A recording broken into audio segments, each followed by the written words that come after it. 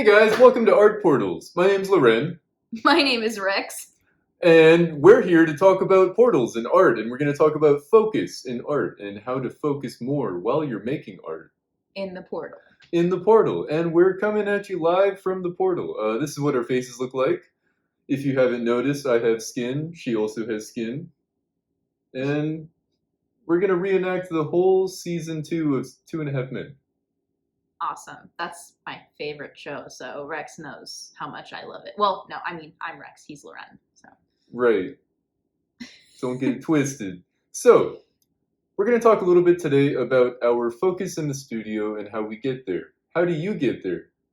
What is getting there? Where am I? Yep, so today's episode, right? Focusing in the studio. Maybe we could start by just talking about our routines in the studio. That sounds good. So what I like to do is I like to open my eyes in the morning. And what I'll do is I'll brush my teeth. I'll maybe change clothes, take a shower if it's one of those days, you know. I like to do that once a month. And when I do that, I'll like to think about all these cool thoughts that I have because I'm so super unique and cool. And when I'm showering, I'm in the zone. You could say in a portal. And what I like to do is get out of the shower and hop into the sketchbook. So I'll draw a little bit. I'll think about all the things I'm grateful for. Mostly this guy. And what I'll do is draw a little bit, goof around a little bit, try to minimize my screen time. Because we've got supercomputers in our pockets. They are super difficult to not dive into. And super distracting. First thing in the morning, what I will typically do is try to ignore my phone. But what often happens is I'll wake up, I got a morning poop, look at my phone, Oh my god. stare at it for hours. Yeah, and that's your whole day. And then suddenly it's noon. So yeah, that's what this episode's about, is how to prevent doom scrolling from occurring because you just can't get off of it and you just need to paint about how you feel and you just can't. Right. And as a woman, I find it especially difficult to not doom scroll because there's so much girlfriend news out there. Things that kind of make you mad. It makes you want to shake your fists and all those scream. products being thrown in your face. They just know exactly what you want and you just can't help consume. Right, and with my feminine brain, I get trapped in these loops. And I end up doom scrolling, as she mentioned. As he mentioned. Excuse me for misgendering. But yeah, I think that defining our distractions is extremely important in evaluating how to stay focused. Because what ends up happening is we set up our whole day to be in the studio. And then as soon as we get there, our minds, they feel scattered. You're thinking about maybe this assignment that you have to do or a bad relationship that you just got out of or whatever it may be. And you just can't get yourself to really pay attention to what's in front of you. And so you start to blame all these things outside of you, but really the only thing preventing you from focusing in the studio is yourself. And how do we get past that sort of victimized, everything is against me mentality, right? Stop being a bitch. Yeah. Wake up. Poop. Don't look at that phone. Yeah. I mean, I think that a disciplined routine is definitely important, but I feel like it also creates this linear structure when it comes to really focusing in the studio. And I feel that there needs to be space for spontaneity and flow and trying out new things, because what matters more isn't just this hyper fixated me in front of this piece and that work, work, work. You know, I can't look to the left. I have to be here for at least an hour unhinged. You know, it's not about any of that. It's how intimate of an experience am I having with what I'm creating in front of me? And am I really thinking about time, or is time non-existent and it's just this joy that I'm having with the piece that's in front of me? And I think that's when you start to reach that true focus. Yeah, you gotta fall in love with every moment. You gotta do the thing. If you don't like the thing you're doing, do a different thing. Try something new. Try a new thing. Exactly. Similar, but different. Yeah, like just the other week I was painting and I felt myself getting out of focus, which just happens pretty often. And I needed to just listen to what my body was telling me, which was, girl, you need to chill. And so I relaxed, I did nothing, and still I felt distracted. And I was like, you know what? I'm going to spin the wheel with some clay and try something that I'm not really good at, but we totally have a pottery wheel in the house. So we went for it. And through that moment and experience, I had an awesome realization. And I feel like that's truly that magic that is needed. And since then, I've been back on the grind, painting as much as I want. And I don't feel as distracted or unfocused. It feels very pure and natural, which is important, I think. No, absolutely. Mm. And in addition to trying new things, maybe be grateful for the things you have, you know? So we do have a pottery wheel. We do like to goof around on that. And at the same time as it's tempting to jump into things that you aren't that good at, it's also important to have discipline. Keep focusing. Keep goofing on the things, even Yes. though they feel like there's a lot of resistance. Scream in the mirror. Scream at the sky, at the moon. Other people are screaming at the moon right now. Join them. You're part of the squad. We're all in the struggle bus. But most importantly, don't be a bitch. All right? Write that down. If you're not taking notes, take notes starting right now. Don't be a bitch. And do the thing. Totally. Keep goofing, but also don't be a fucking bitch, you bitch. I think what you said though about discipline is really interesting because I like to think about that all the time. And I think it goes back to what we were originally saying, where we have to define our routines, because within a routine and through some structure gives you that dedication that you're looking for to focus. Sometimes it does kind of take stepping away from the ego and that want and need of relaxing and not doing anything to really be able to step forward from that and be like, hey, this is what I actually want to do. And like what the way I think about it is I have, at least through my week, set couple of days that I will dedicate to painting, you know, but if there's a moment where I should be drawing or relaxing or whatever and I'm feeling inspired, then I'm not gonna let my routine and structure stop me from doing what my heart feels like I want to do. So Right. it's just, I think that there's almost like steps and levels that you have to get past in order to really reach that next level of your skill set within your work. And focusing in the studio, I believe, is, I don't know if it's something that would be more of a level or just a task and skill that needs to be acquired in order to fully reach your potential as an artist. I think it's something that every artist, even professionals, struggle with, and just time really helps you be fully in it and embrace what you're doing. Absolutely. And put all that struggle, all those angry thoughts into the painting or the drawing. Because you can really tell when you walk into a gallery, you can see who is crying, who is having a meltdown. And typically, it's beautiful art. It's coming from somewhere maybe deep inside, somewhere you don't want to express. Maybe you're trying to express it, but maybe there's something inside that you can't quite scrape off. There's some gross residue in there. That's where you want to get down. You want to get into the depths. You want to get into the deep, dark crevice of your body that no one else is feeling. You want to feel around in there. But that is where focus comes from, because when you're really into what you're doing, nothing else matters. Not what somebody's texting you, not where you're expected to be. That feeling is fully committed into what's in front of you. And again, it's like that time just doesn't exist. And that's what's truly beautiful about it.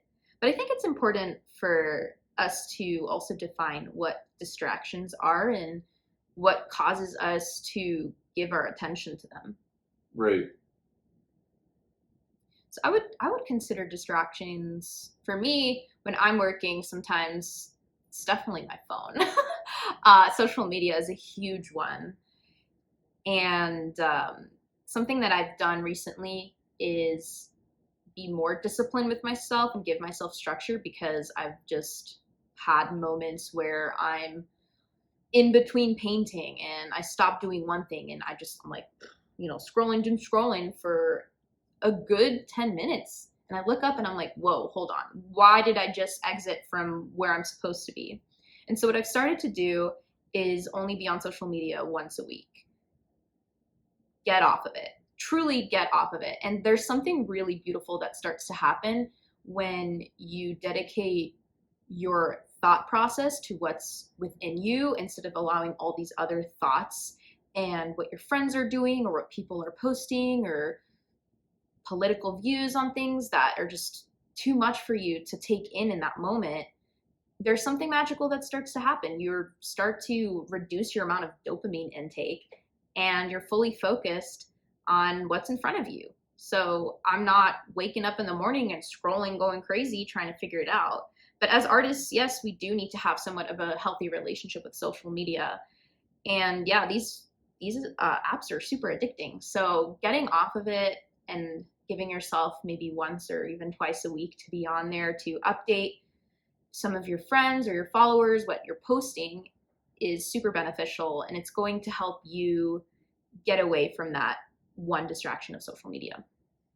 Right, and we kind of have a good cop, bad cop dynamic going on. So right now, I'm gonna be bad cop, and you gotta work, bitch. You know, it's good to be on your phone, and of course, you're gonna feel good. You see your friends. There's a new puppy they just got. It's got peanut butter on its mouth. It's adorable. Damn, that's a cute dog. But wait, you didn't actually experience that puppy in real life. You're getting fake, simulated brain juices, and they're flowing, and you feel like you're doing things. You see something that makes you mad, and your chemicals in your brain are, and it feels like you went out and you did something. But you're being rewarded for bad behavior. What you need to do is get off that damn phone. Get off that phone. And what you need to do is get yourself a skateboard. Go out there, scrape your knee a couple times, break a bone. That's where the real juices are going to start flowing. You got the delayed gratification, you got the dopamine, and you earned it. You made it. You went to the skate park, you made a fool of yourself. You're 35, bunch of 6-year-olds doing kickflips. And you're sitting there eating a sandwich, room temperature. You've been out there all day, but you earned it. You worked for that sandwich, you worked for those scraped bruises, and you already know you broke a bone. You got to sit in the emergency room and think about what you've done. But it's real, it's tangible. You did things, you're out in the world.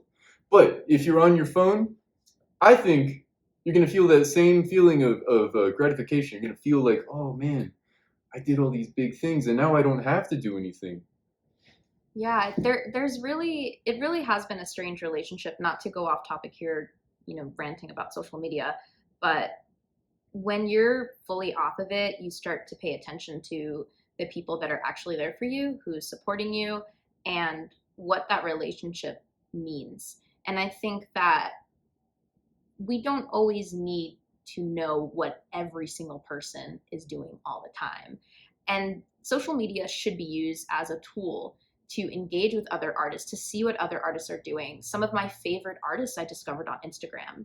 And so I think that there has to be this balance and being attentive over why this is distracting you can really start to eliminate some of those issues with it dragging you down and putting yourself into that same repetition, because like you said, it's meant to keep you in one place where you're not questioning, you're getting this instant satisfaction and gratification, dopamine increase, and there's something about it that isn't very healthy for our brains.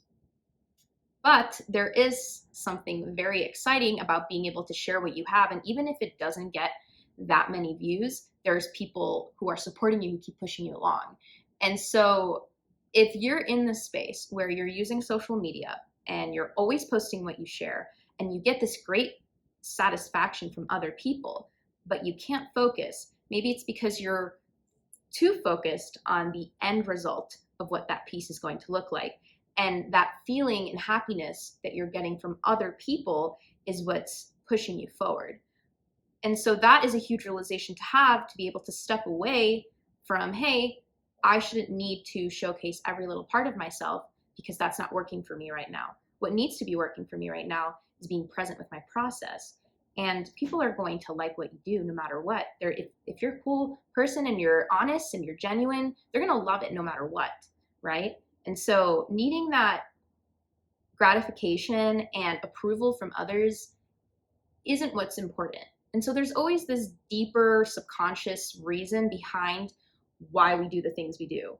And when it comes to doom scrolling, it's not just, oh, this is an addictive thing. It's like, oh, well, I feel very lonely and I'm isolated without a community and I need approval to keep doing what I do. And if that's why you're doing what you're doing, then maybe you need to just step back a little and be like, okay, well, maybe what's more important is my relationship with this piece because I'm not giving it my full 100% and undivided attention.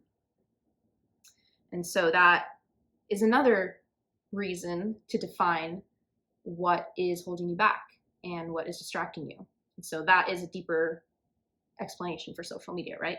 Another thing is, I don't know, if you're out always hanging out with friends all the time, and there are moments where you do need to isolate yourself so that you can focus on just painting or, sculpting, whatever it may be. And if you're always out and you have this expectation that, hey, I'm going to let my friends down, well, your friends shouldn't feel let down if you miss a couple of nights going out with them so that you can focus on what you really love to do. If you are around a circle of people that are going to make you feel bad because you want to dedicate what you love to do, maybe you should reevaluate your friendship circles, And I think that really what it always comes down to is whatever makes you happy, even if it's hard to get fully into it, trusting yourself to be able to push those back barriers so that you can fully embrace your passions and your love. Because sometimes it's a lot of our self-doubt that subconsciously is integrated into our lack of focus. Right. I saw a pretty cool meme recently. You know me, I love memes.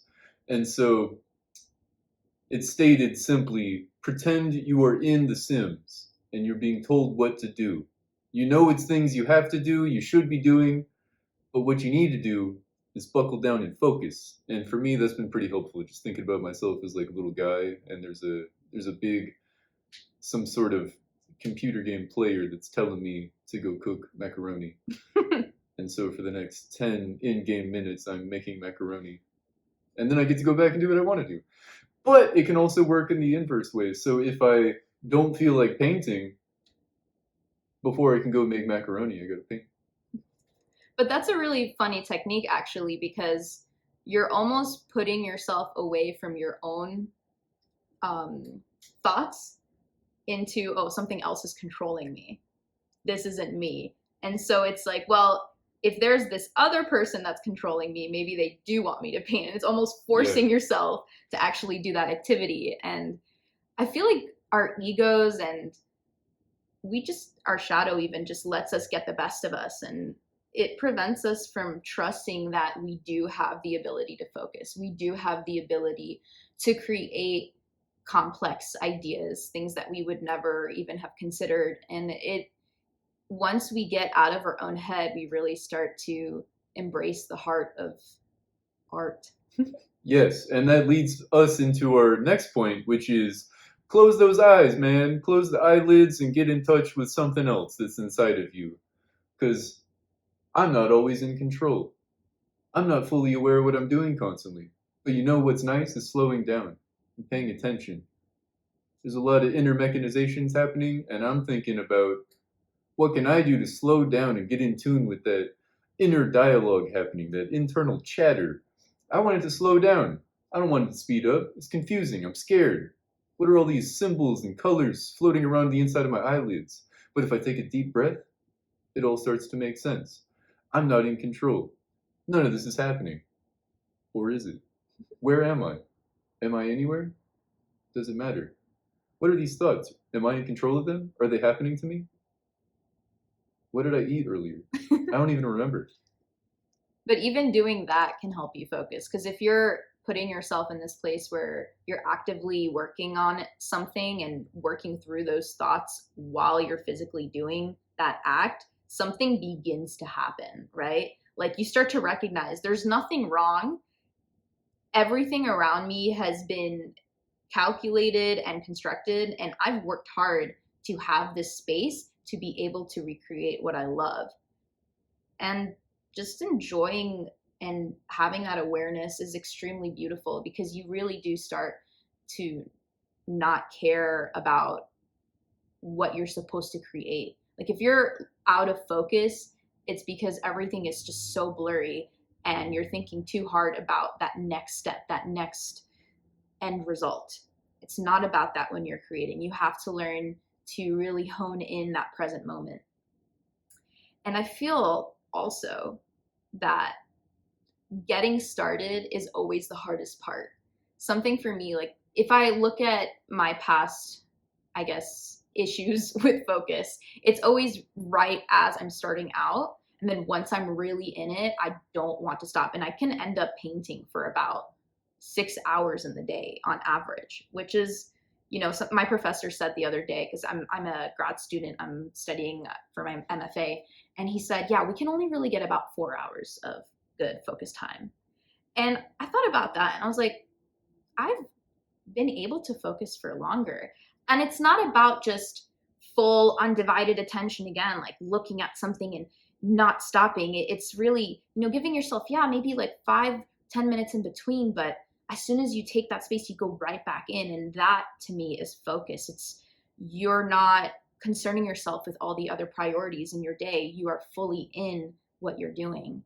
And I think that we can really surprise ourselves when we truly enjoy what we do. But enjoying what you do also is a process, and it takes time. And you have to really develop your skill set or your style or whatever you want it to be. And the more that you get to know yourself, the more focused you become, because you really start to enjoy what you're doing, and then nothing else matters. So again, it's starting is the hardest part. It's like going to the gym, right? You tell yourself, oh, I'm going to go tomorrow. I'm going to do this, that. And you realize you keep putting it off, but you just have to, even if you're tired and you don't feel like it, put your gym clothes on, force yourself out of the house and get there. And once you're there, you're like, why was I complaining so much? This is actually really nice. I'm fully in this. Right. I think a part of us is afraid of our potential. And I think, especially with art, the first hour and a half is essential.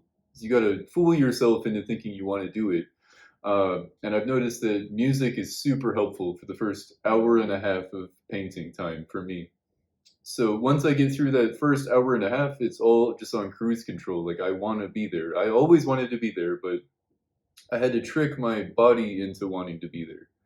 So my brain is all, I'm in control, but my body's like, well, I'm going to sit on the couch. I want to relax. But fuck that shit. I got to get in there. I got to get into something. I got to get my hands dirty. I don't want to sit on the couch. I was wrong. But I think that's really important. Finding ways to separate the you that wants to sit on the couch and the you that wants to be successful and to do that next thing, whether that's art or if it's being a mechanic, whatever you want to do, it takes effort. And if you have access to comfort, find ways to remove that from your life. Put guards on the couch, but maybe spikes. Maybe think of it like the way that cities will put up things on the benches for homeless people so they don't sleep there. Oh man. But it's true. It really is getting out of that comfort zone, because we want things to be easy. We want things to be comfortable. At least our ego does. And there's no space for comfort when you're starting something new. And challenging yourself does mean that there is a level of uncertainty that's about to happen. You might spend 4 hours trying to paint this one face and realize that the eyes are on two different, planes of perspective. It's terrible. And that's happened several times, especially when you're developing your skill set. But that's okay. That's a whole part of the process. You just have to keep moving forward with that. Show up again tomorrow and then fix it, and suddenly you'll look at everything differently. Or another option, which I feel not a lot of artists embrace fully, is just abandoning things. Don't finish your work. It's okay not to finish a piece and start something new. Sometimes we need fresh eyes to look at a piece and re-see that in new energy and really get excited about it. Because if you're out of focus because you've put in all the time, you're not looking on your phone, you're not thinking about other things, you're just having a really hard time with one thing, you keep messing up this hand. Well, maybe the piece needs a break from you and you need a break from it, and that's okay. Don't think so hard into how it's supposed to look and, oh, I was going to make this post and I was going to share this and I have to make prints of this so I can pay my rent, whatever it is. Doesn't matter. you are in a process of learning and understanding what excites you. And when you go through that, you do have to give yourself some space to look away.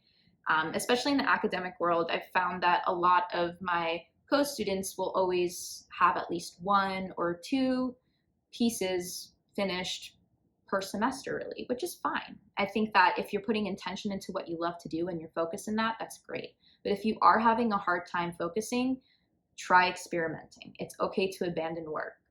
I've started an insane amount of paintings and only half of them have actually been finished, but there's something beautiful that is learned through that process. You don't always have to have things to present to people in order to really learn and grow from that.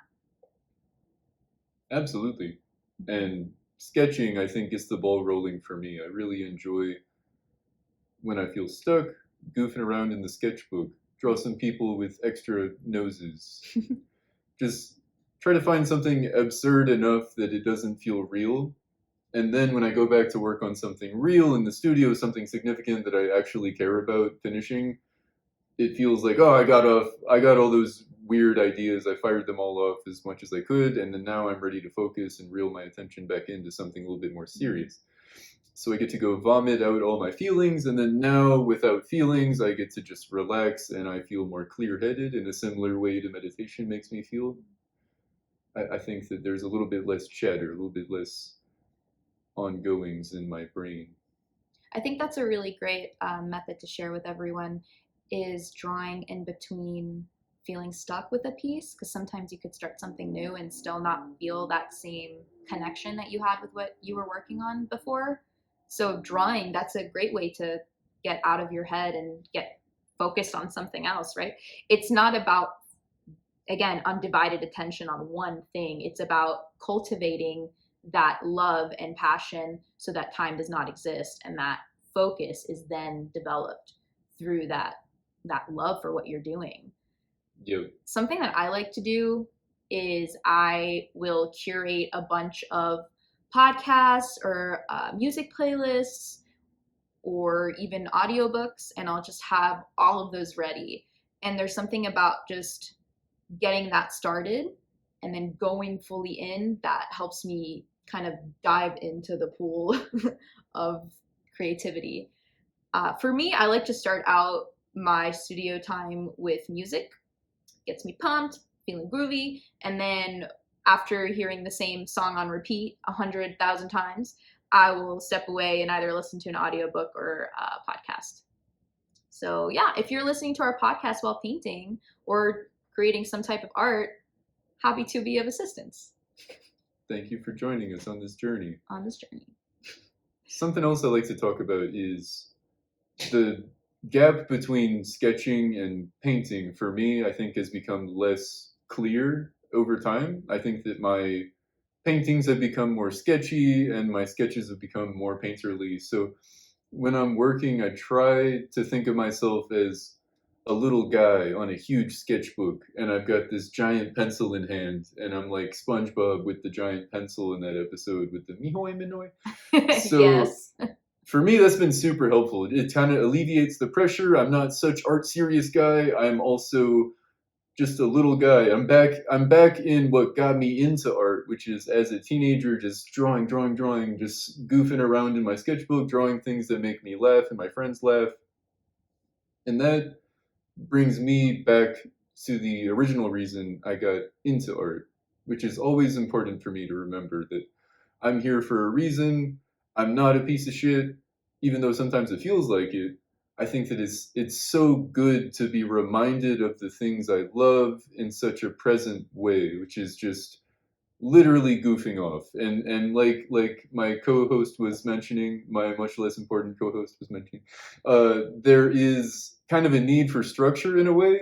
And so when I'm getting lost in the sketchy world, I do like to have an album, like start to finish, playing that I can remember and be like, okay, there is a sense of time here. There isn't a dilation that's too intense, and podcasts are helpful too. But definitely that first hour and a half, I think music is key because it's kind of nutty. It gets a little bit weird. There's not really as much order as a conversation would have.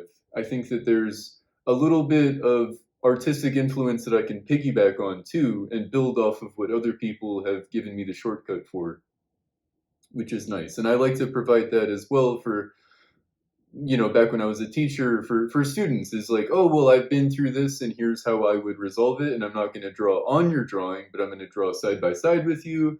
This is my interpretation of what that would look like. And this is the perspective that I would use. And I feel the same relationship with music, where it feels like someone's kind of holding my hand through a difficult conversation that's being had between myself and a canvas. And so the weirder the better, honestly. The more confusing and strange it is for me, the more wacky and weird I can get on the sketch. And then as the painting starts to come together, or once I'm in the zone, then I can reel back and listen to more normie, things, or audiobooks or podcasts.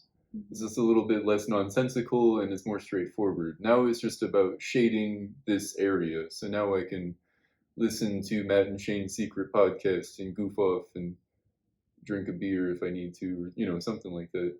Yeah, I think what you explained here is really just about defining what it is you're doing within your art practice. And so I like how you described music as your more spontaneous, fluid, chaotic experimentation of your work, whereas the podcasts and the audiobooks are actually helping you be more centered and I guess like crunch time with what you're doing and cleanliness and structure. And so I feel that it's important because you're also aware of what it is you're creating. And that awareness takes time and it takes focus. And so you have to really put yourself in the driver's seat and be in control of what it is that you're actually doing. And that does take recognizing, okay, what type of artist am I? Do I like abstractions? Am I trying to really experiment with flow? Well, best way to get into flow is to just listen to something great with music. And I think that once you really start to understand who you are as an artist, you'll be able to merge the two together. Yeah. And something I've been doing for years, I don't know how many, but for a while now, is forcing myself to be applying paint to canvas the whole time. And one of the ways that I do that is I record myself on time lapse. And through time, I've recognized that having something right over my shoulder watching me is helpful. And it kind of helps me break my habit of scrolling on my phone or goofing around if I end up on a YouTube hole. I remember, oh crap, there's going to be a 10-second window of time where it's just the back of my head looking at a screen rather than my hands, like actually applying paint on canvas, which is why I'm in the studio to begin with. So it's unacceptable to be doing anything else. So the more ways, also having a mirror nearby, I can see myself like slouched over and I'm like, I hate you, dude, don't do that. And I can remember, oh, I'm in front of this canvas and I love painting. So it feels a little bit like one of those movies where the people lose their memory. What is it? Memento is one of those. Mm-hmm. Where you just have to constantly remember, why am I here? And it is almost like being in a little hamster cage. I'm like, oh crap, I have all these enrichment activities that I need to be doing, but I got this hamster wheel over here I could run on and do nothing for a little while. Mm-hmm. But it's so important to really do the thing you're here to do. You made this enclosure, you have this beautiful space to work in, now do the thing.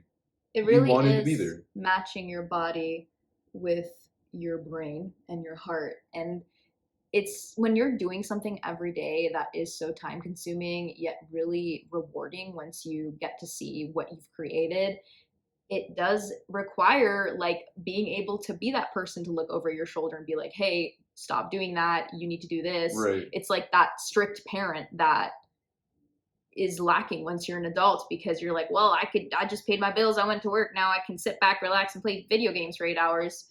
That's not a fulfilling life. I mean, hey, if that's what you like to do, go for it. But there's so much more that we can leave. Our footprint is extremely impactful. And with art, we really do start to share what we love to do with the world. And it really is just that it's okay to have to be a little strict with yourself and a little disciplined and rigid.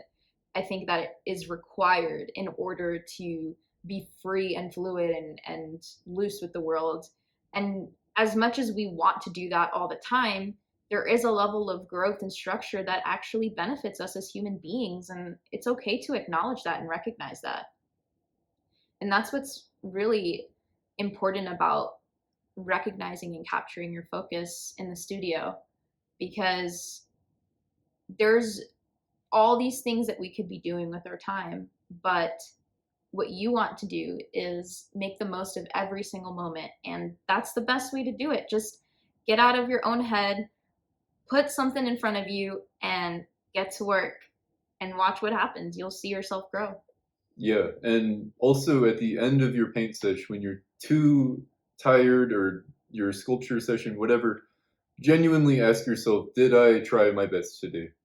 And it seems like a simple thing. It seems, why would I do that? But seriously, ask yourself, did I apply myself? Did I try my hardest? And be honest with yourself.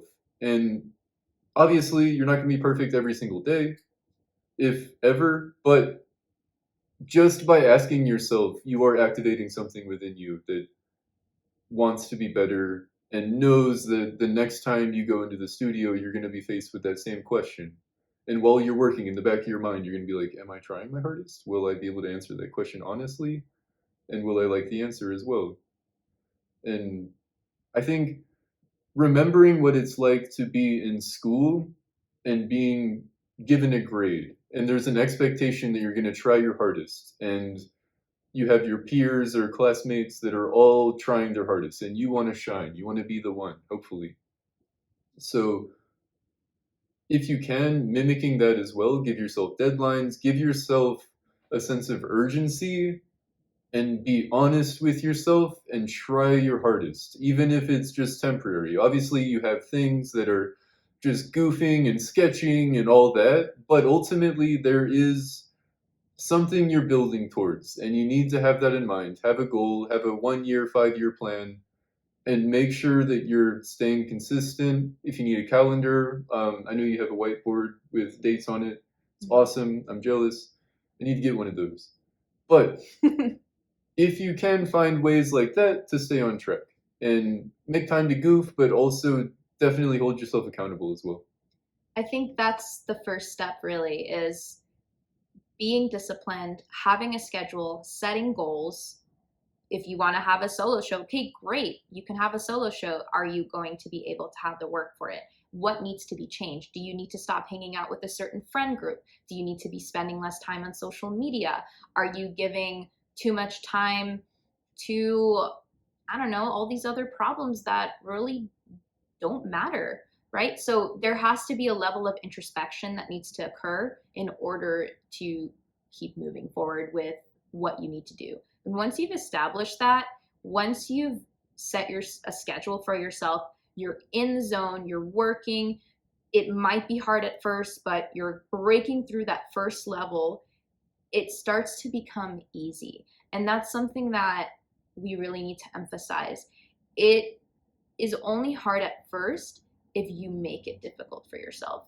Once you give yourself that freedom to be fluid, to not need to be perfect, hey, I didn't do this today, tomorrow I'm going to give myself the ability to do it, and you stay true to your word, you show up for yourself, you really start to see that you can trust yourself and you can focus in the studio, and that you don't have to think about focusing because you already embody that focus. You are in that zone, and there's nothing and nobody that can even take that away from you. And once you get to that place, everything else starts attracting and working in your favor. Trust me, it really will. It might not be instant gratification, but don't do art for instant gratification. That's not what it's about. This is about a process of growth. This is a lifelong journey. This is a lifelong partner that you're going to have. And it's going to be effortless, and it'll be fun. And when you do want to take some time for yourself, and again, we both get out of focus sometimes. Maybe we just need to go on a hike. Maybe we need to talk it out, figure out what it is that's stopping us from focusing.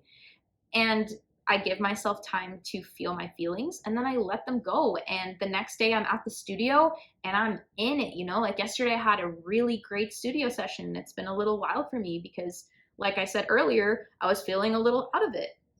And I know that I'm back in it. It's a new year, super exciting things are happening, and I've constructed my day so that I can physically paint and I'm there for myself and I know I will create that space. And that level of confidence is also going to help you feel reassured.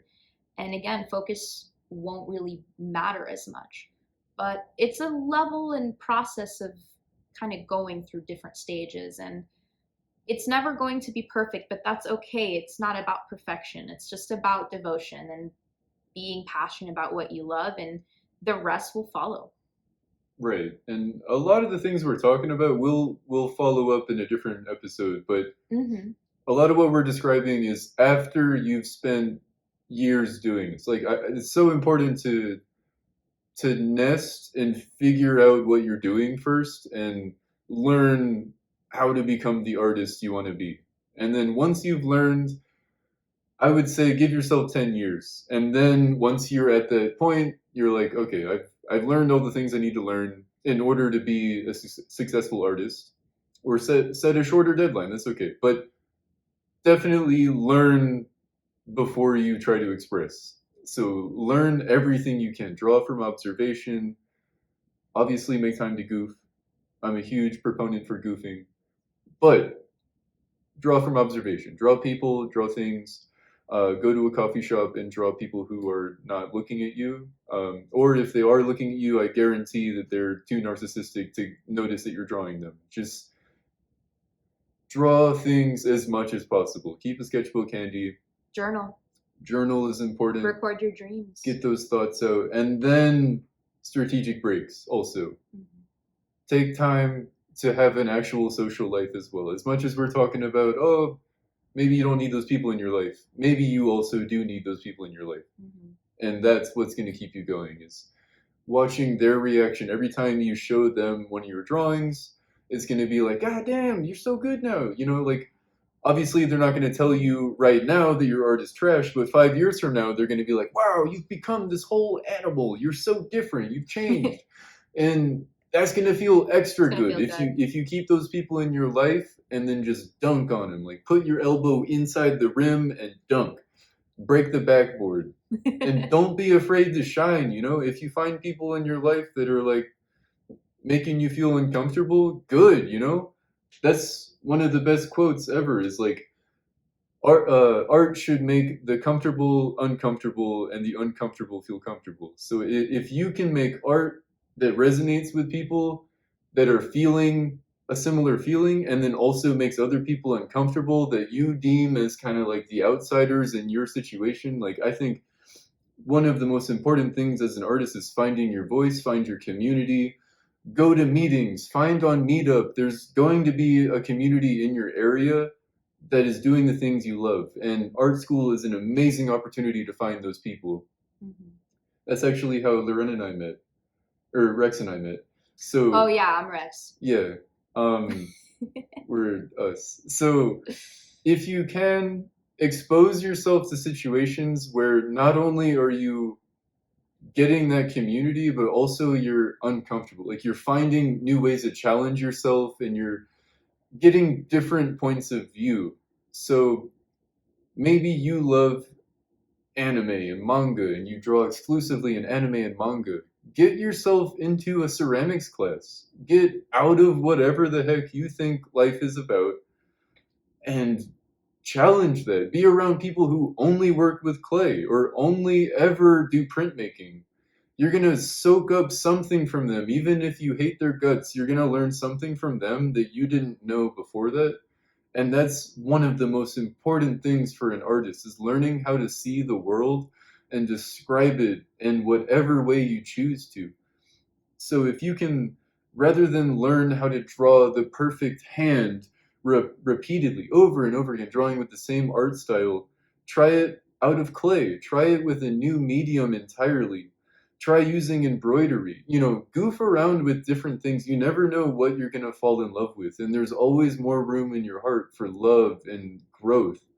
You're going to find things that make you uncomfortable. And that's almost as important as doing the things you love. And you're going to become a more well-rounded person. And one of the ways that I noticed that was at art school, I went into it and I was just headstrong. I love doodling. I just want to get better at doodling. And then my teacher was like, "Well, damn, you don't know how to do perspective though." And I knew it and I felt the pull into it. And I came into the class with the mindset of I'm going to get better at doodling. I want to learn about shading. And then I started building and getting more complicated and falling deeper in love with perspective and observational drawing. And that to me is almost, if not more important than doodling at this point, is making something that looks three-dimensional on a two-dimensional surface is what keeps me coming back, trying to make more and more convincing things that could happen but aren't here, aren't in this physical plane. Mhm. I like what you said though. It's learning how to see. And that's essentially what helps you focus because once you have acquired new sight, you're able to focus that lens into new waters. And that's getting out of that blur. And that's what's beautiful about it. It's poetic. It's an experience and art should always be this romanticized crazy thing because it does require a little bit of that to fully focus and devote yourself. I think that wraps it up. How do you feel? I feel good about Me it. too. As a woman, I feel strong and empowered and beautiful. Uh, well, you're beautiful, babe. Thanks, man. So are you guys. You're all beautiful. Thank you. I'm going to give you all kisses.